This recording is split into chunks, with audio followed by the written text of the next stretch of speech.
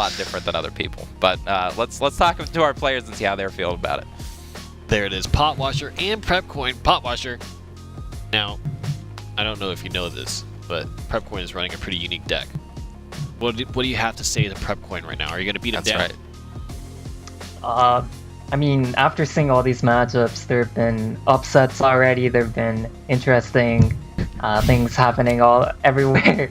I don't know what to expect. I've never played this matchup before. I doubt anyone has. I can say that. You can say the same thing about almost all these matches, and I think that's what makes it really interesting. Alrighty. Prepcoin. Yep. Any phrases here that you want to drop? Really, with all of the decks, it's really just whoever the Shadowverse RNG gods are smiling on that day. It's like yeah.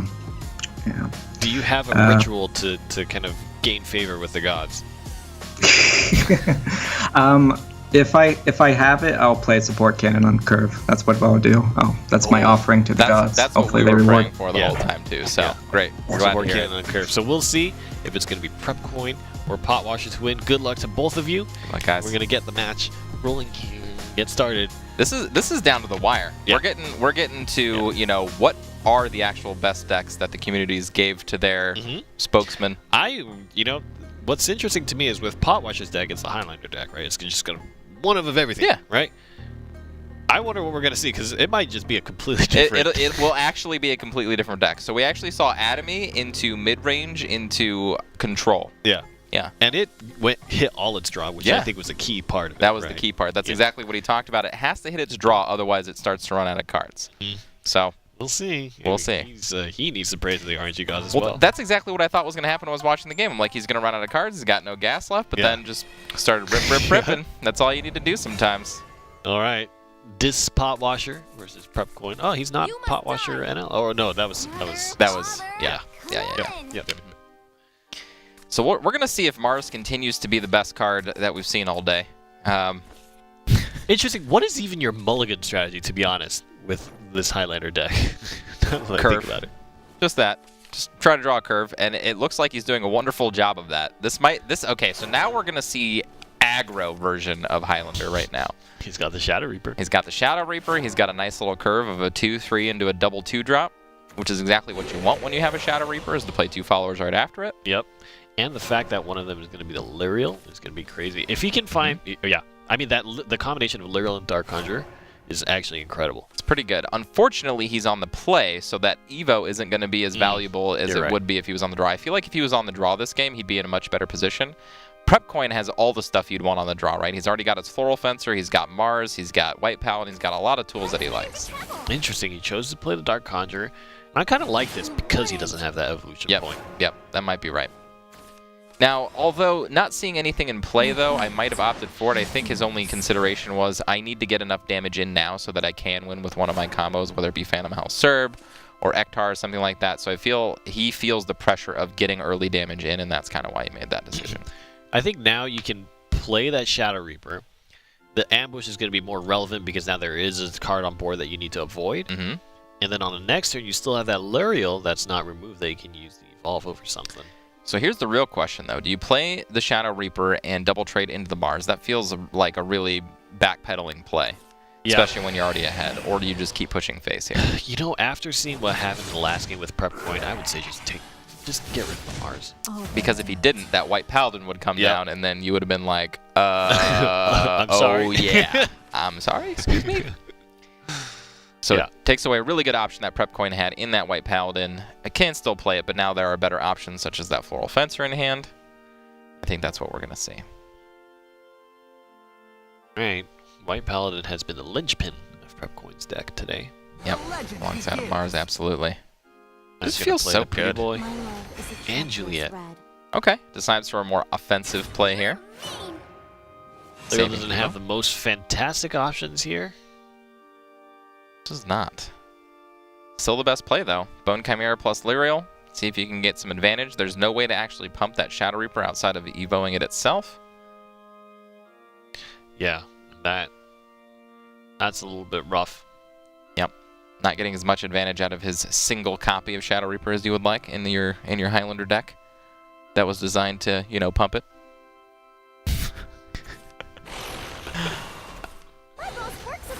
Hey, the Bone Chimera can do pretty well at that. It can. It can. A little late Bone Chimera. That's like that was one of the most disgusting plays in Shadowverse period, was just going Shadow Reaper on 2 and into Bone Chimera on 3. It was just backbreaking. It was just like, okay. Yep. And then, like, if you would happen to have a Catacomb as well. Oh, and, yeah. And they haven't gotten rid of that Shadow Reaper. Then it's just game over. Yeah.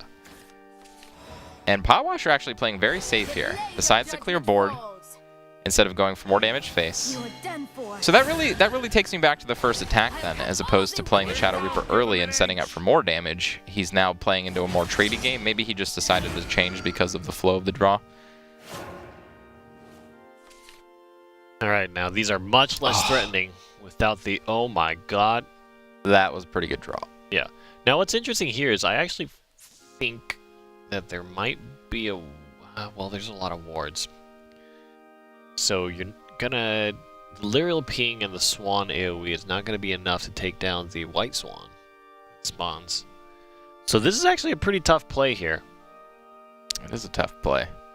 I think I'd still Odile here because I don't see an out. I mean, the other thing that you can do, I guess, is you could play a Death's Breath into this board because it's not like the tokens are too big. They're only 1/1s. You can also build up to enough shadows this turn to make them have ward. So it's not a bad option as well. Looks like that's what he's going to do. Fill up the board, play a Death's Breath. Nice. And this is a pretty beefy board here. The 3 defense is actually quite significant. Now this does give advantage back to Prepcoin if he does decide to use this White Paladin just to start clearing more boards. Like, just getting so much value out of these evolution orbs. The instant he uses that second White Paladin, the Odile comes online. Because then it'll banish. That's true, because there will be a full board. So you've got to be careful. Absolutely. You need to figure out a way to trade out so that you have space on it. We'll see if he makes that heads-up play. Decides to go with the Perseus I instead. think he's still going to lose followers here, though. It won't be long now. Maybe? Just the words I was waiting for. Yes, I think so. At least one of the 1/1s will be trading into a 2/3. Oh no, maybe not, because Juliet will immediately kill it. Yeah. I mean, maybe he'll double trade. I think it's a big mistake if he doesn't. Well, at least Mars will stay alive in this scenario. Yeah. Yeah. And possibly the 5/3 will have to be traded into by the Odile, so it's not the So you still have the because Odile will auto evolve, right? Right. So you play Odile, it auto evolves, then you can swing into. I guess you can swing into a 1/1 and then you can make more favorable trades with the rest of your board, but that Mars will still be alive. No, I think you can clear because you swing the Odile into 5/3. Odile has 6 defense, right? Is that right? That's 5 He's defense. going for 5 defense. I Yes, believe. 5 defense. 5/4, yeah. But Yeah, Thane is a great play too. Yeah. Thane actually sets up a lot more damage over time. Yep. I would definitely take down Juliet. Oh yeah. I mean, he's been board controlling this entire game. I don't see him slowing down at all. And he's got a Mordecai for next turn, so I think he's slowing it down to a pace to where Mordecai can come down and kind of take over the game. And the fact that Prepcoin didn't play around that Odile means that there is still an opportunity for his next Paladin to put himself in the same situation. That's right. It's constantly dangerous here. Yeah, it's a tricky position that PotWasher is putting all of his opponents in today, playing a Highlander deck. Yeah. How are you supposed to know? I'd be very confused, I would say, if a Highlander deck actually won this whole thing. Just a one of whatever. Yeah. Just taking it down. Not enough yet. Uh-oh. All ends Uh-oh. here. And this won't trade. Mars will go into that 2/2 with Ward. It's not enough yet. It's not enough yet. It's not enough yet. Yeah, this Odile's going to get crazy value. Yep, and he's probably going to want to remove the whites. Yeah, this is tricky. What does he do with that Mars? Yep. Uh-oh. All right. What ends? Oh, no. So we've seen Prepcoin do the Mars White Paladin combo thing quite often. Oh no, PotWasher going crazy. Oh, no. Yep, it's 6/5, you're right. So it's left with 5 defense here.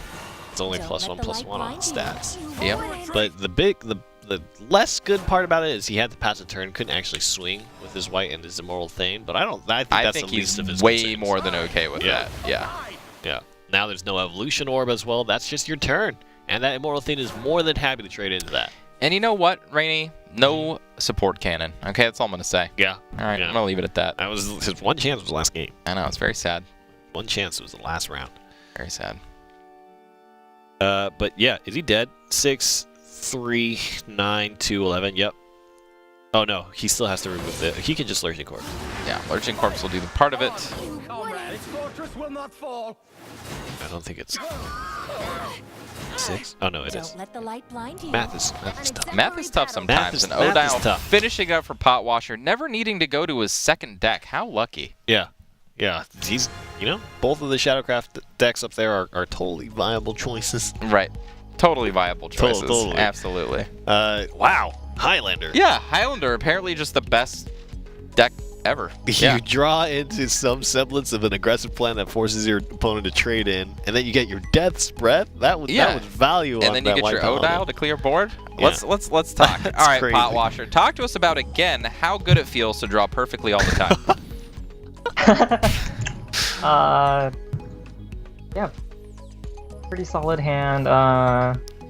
Of course, if you actually look at the deck, there aren't that many like bad cards per se in the deck. So what if you draw? It's gonna be a decent card, and the curve is decent, so you're more likely to draw into a decent hand. But getting the right cards like Odile and getting the right setups for it, and yeah, it really worked out. And at the end, having like Lurching Corpse and Yeah. So what you're saying is just came Shadowcraft together. is super strong and has no bad cards. in it. As a lot of very solid cards. I left out a lot of very good cards actually. So a lot of the 3-mana removal cards are pretty good. Some other 2-drops are pretty good. There's of course Deathly Tyrant. I actually don't have it in my deck because I can't get to 20 shadows. I had it in there, but the alternative would be to put in like a Minty, but that might have been good. Extra combos? Draw the one of Minty, one of Tyrant. That might have been interesting, but I decided to try to make it as consistent as possible. Yeah. Well, it's putting on a good show here today. So Prepcoin, talk to us. How does it feel now losing to the Highlander deck? Yeah, not so great, honestly. No. Yeah, like I kept Mars and Floral Fencer because it's like why it's on the deck going second. And I was really hoping for a 1 or 2, just didn't hit it. Yeah, he hit basically what he needed when he needed to, and so yeah, he played very well though. So it's like. You don't really expect to bring support can to a tourney and just to have like 100% consistency, right? Sure. Yeah. Of course. There was an opportunity a round ago. Yeah. But just never came. We're never going to see support cannon anymore. It's a sad Exo. day. That's okay. Prepcoin, right. tell everybody Yeah. how they can get into touch with you, watch your stream, all that kind of stuff. Give them your info. Yeah. So my name is PrepcoinNL on Twitch chat, on twitch.tv. I'm streaming right now, actually. If you just click in Shadowverse, I should be about the number 2 channel right behind NG right now. So you can just go over there, hit follow. Yeah, I also have a Twitter by the same name, PrepcoinNL. And if anyone wants to hang out with me on Discord, you can come over to the channel. I can go ahead and hook you up with a link there. And yeah, thank you, everyone. It's fun. Well, thank you very much, Prepcoin, for participating and competing in the tournament. Sorry that you have been eliminated here, but PotWasher will be able to move on and carry on the dream here, and he'll get moved to the next round. So we'll see you in just a bit, PotWasher, and thank you again, Prepcoin. Let's go